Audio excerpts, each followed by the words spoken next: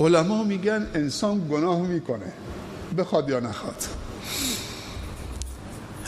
اما مهم گناه کردن نیست.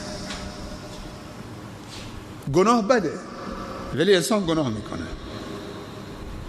ولی بدتر از گناه 4 چیزه، اینو داشته باشید. 1 اصرار بر گناه.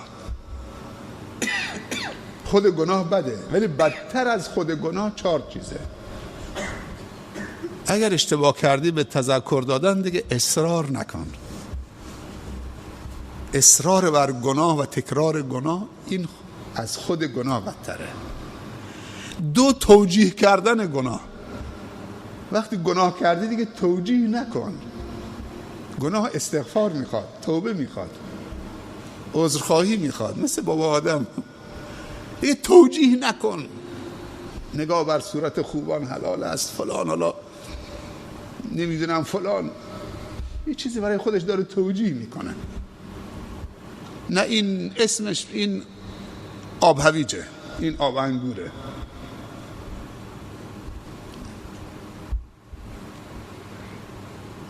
گناه انسان میدونه، پیامبر صلی الله علیه و سلم فرموده یک خارشی تو دلت ایجاد میکنه، میدونی که این گناهه، این دل بیقرار میشه. طاعت و عبادت دل آروم میگیره. گناه انسان رو مضطرب میکنه، بیقرار میکنه، نگران میکنه، پریشان میکنه. هیچ آرامشی تو گناه نیست.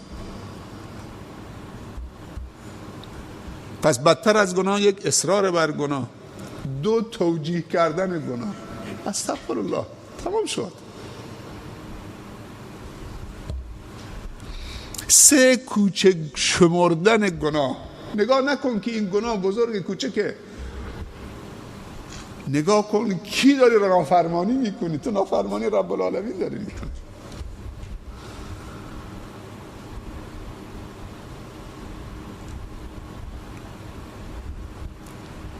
گناه هر چند که کوچک باشه کوچک نشمار. یکم در بر بگردیم درباره ایمان صحابه بگیم.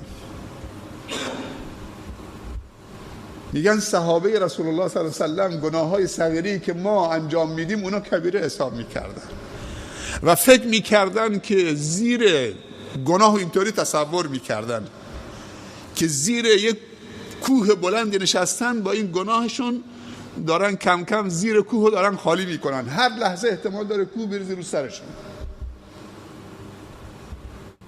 و 4مین چیزی که بدتر از خود گناه، آشکار کردن گناه و عربده کشیدنه. چقدر بده که ستر خدا آدم بدره پاره بکنه. خدا تو رو داره ستر میکنه، میپوشونه.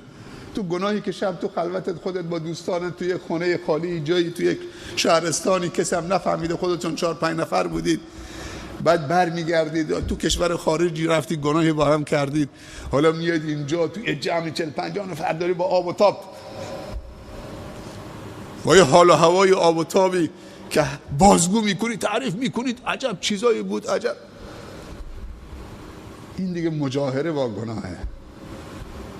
این خیلی بدتر از گناهه.